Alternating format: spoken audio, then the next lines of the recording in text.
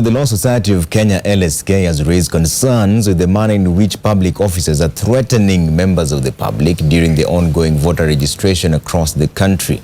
In a letter to the chairman of the Public Service Commission, LSK asserts that the state officers are withholding public services and other entitlements such as relief food, bursaries and other financial services in return for proof of registration as a voter. Members of the bar argue that this is a gross violation of the right of every Kenyan citizen to be registered as a voter without unreasonable restriction.